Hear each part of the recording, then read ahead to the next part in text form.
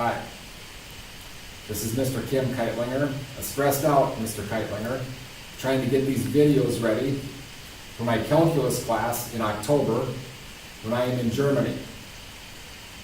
I'll be at Checkpoint Charlie, and you'll be sitting by Charlie Tisdall. This is July the 18th, 2017. My trusty assistant, Jessica Arts, is on the camera back there.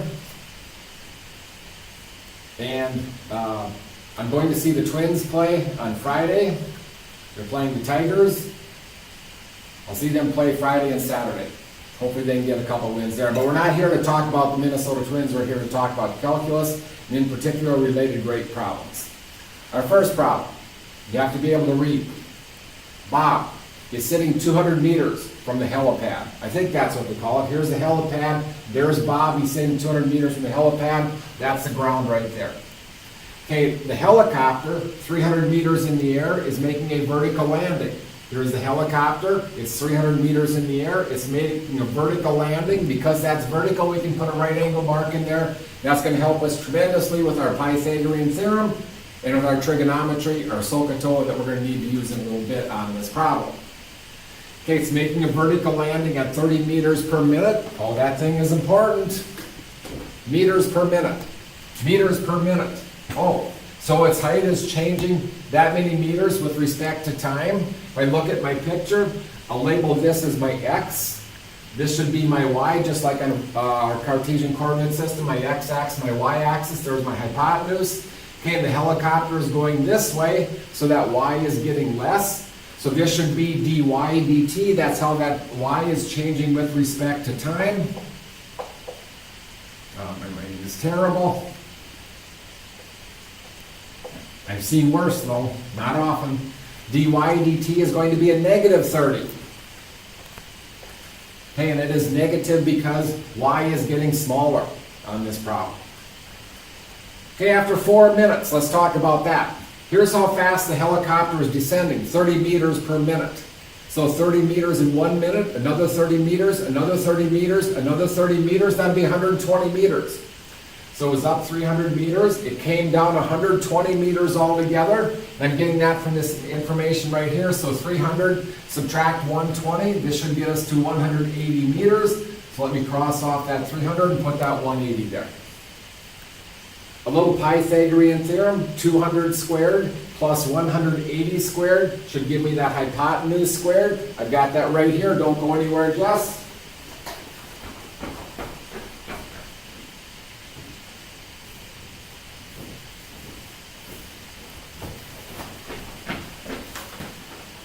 Yep, and that hypotenuse squared comes out to be square root of 72,400.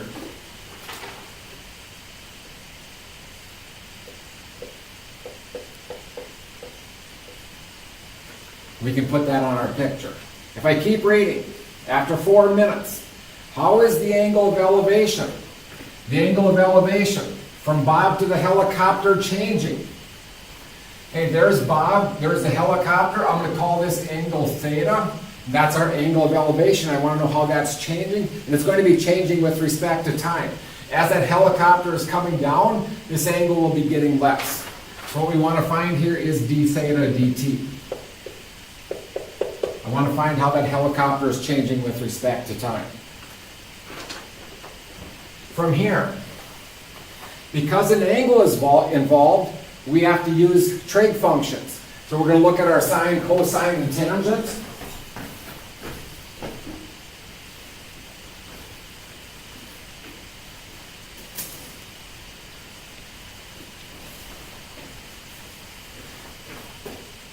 And we're going to make a decision which of those to use. Let's grab sine first.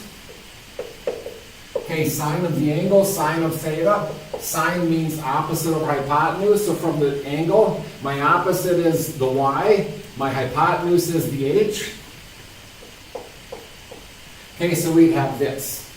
If I decide to use my cosine function, it'll be cosine of theta equals, and cosine means adjacent over hypotenuse, so that's going to be x over the h. Okay, if we decide to go with tangent function, tangent of theta, tangent means opposite over adjacent, so from our angle, there's my opposite, there's my adjacent, we would have y over x. So you have three choices. One of those three is going to be, I believe, the best choice. Take a look at them and see what you think.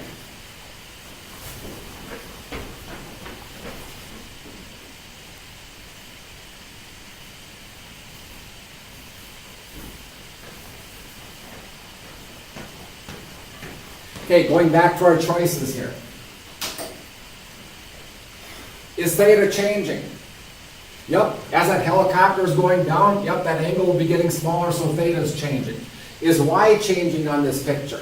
Yep, the y is changing. As the helicopter is going down, that's changing. Is the hypotenuse changing? Yes, as the helicopter is going down, the hypotenuse should be getting smaller.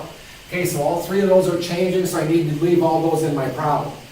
Do you like using the quotient rule? We're not afraid of the quotient rule, but we don't want to use it if we don't have to. Okay, so I don't want to use the quotient rule on this one, so I think this is not going to be a good choice. I'm not going to go with that one. Let's look at our next one here, cosine. Theta we said is already changing as that helicopter is descending, that angle is changing. Is the x changing? Okay, no it's not, because look at the x. Bob is just sitting there, that's not changing, so I like that. Is the hypotenuse changing? And yes it is. As that helicopter is descending, that hypotenuse will be getting smaller. So this one could be a good choice. Okay, the next one, tangent. Theta is changing, my y is changing, the x is not changing, but so this one could be a good choice also because the x is not changing. However, the derivative of tangent is secant squared, and I would just as soon not mess with the secant squared if I didn't have to. Therefore, this is the trig function that I think will be the easiest for us. Okay, so instead of having all those variables in there, I have to have the theta in the problem because theta is changing. My x is not changing, so I'm going to put a 200 in place of that x. Unless you want to be like Tanya Hageman from Hovind, class of 2003, class of 2003. She always put that dx dt is 0, but I think you're doing way too much work, so I wouldn't recommend that. Tanya, lovely girl. Okay, and then how about let's move that h up into the hypotenuse. So instead of h, I'll move him up and he's h to the negative first power. Okay, and I think that's going to be a good choice for us. Okay, and once again, I would not use this one because I don't want to use the secant function. Okay, next. Go ahead and take a derivative of this now. And remember, you're taking a derivative with respect to time.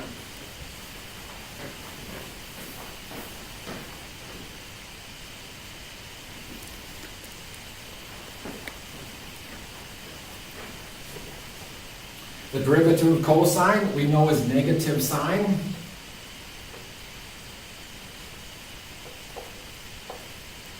Okay, and then don't forget you have to take times the derivative of the angle. My derivative there would be a 1, but this is with respect to time, and you're not a t, so I need times d theta dt. Jess, you remember those good old days. You're not a t. Okay, on the other side of the equation, this is just power rule. I'll move the negative out front, so negative 200. H, decrease your exponent by 1 would be the negative second power. Okay, and you're not a t, so I need dh dt.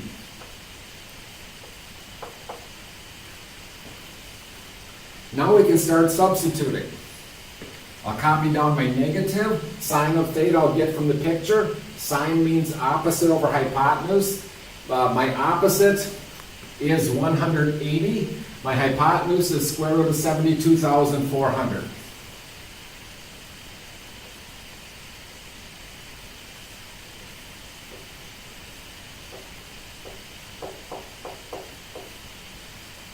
Okay, d theta dt, I don't know what that is. That's okay. That's what I'm trying to find on this problem, d theta dt.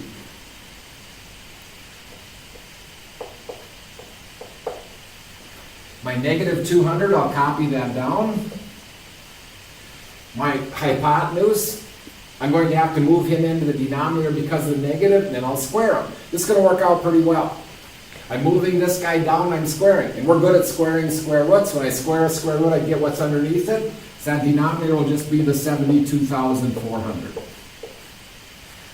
Now I need something for dH dt. I need something for dH dt. dH dt. dH dt. Do you see any dH dt anymore? Think about it now. How can I find a dH dt?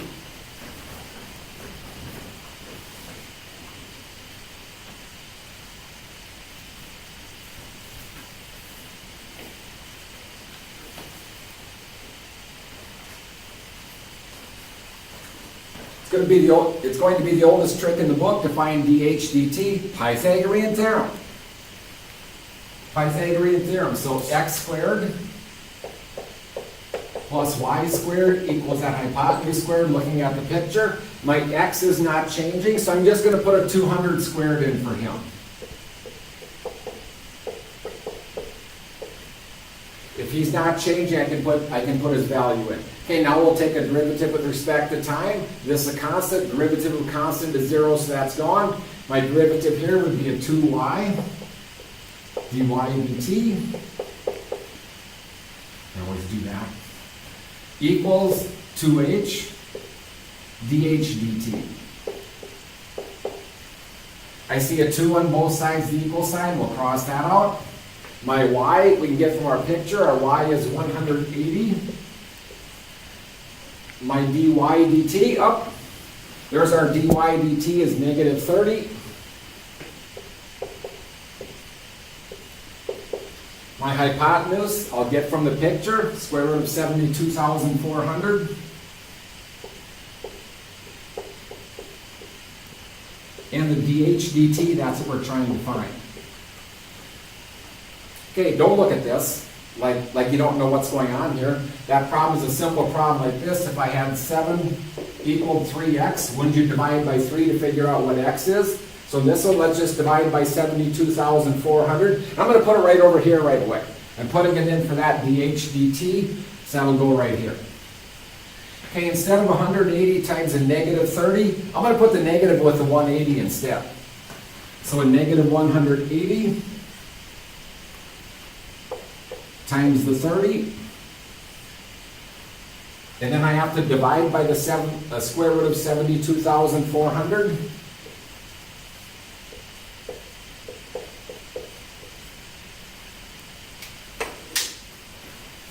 And I have this left. Does it look like a mess? It does, but it's not. Look through there. We want to solve for d theta dt. We can solve that.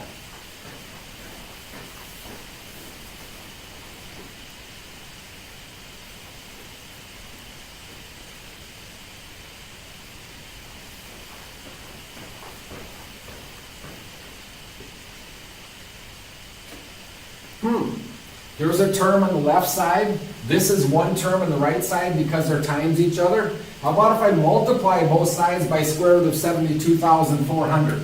Look at this. Gone and gone.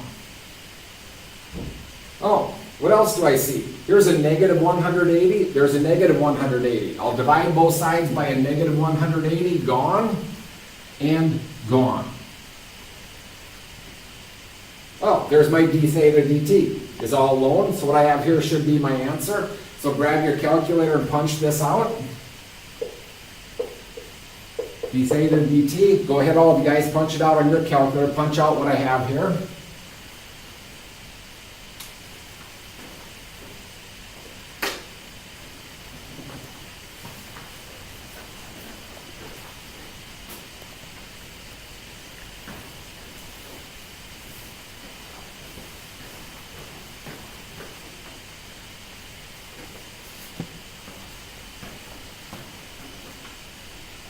I came up with d theta dt equaling a negative 0.083. Hopefully you got the same thing as I did. And if you wanted to, you could have even went like this and taken a negative 60 divided by 724 gives us that negative 0.083. Now to give my final answer, this is how theta is changing with respect to time. Theta is an angle. When you were little kids, like in pre-calculus, you thought that angles were always measured in degrees, but now it's radians. Because this is negative, we're going to say our angle is decreasing. Not negative, but decreasing 0.083. And this will be in radians. is the measure of theta, and my time in this problem is minutes. Okay, so there would be a good looking answer, decreasing 0.083 radians per minute. A lot going on in this problem. If you can do this problem, you're good. You're good.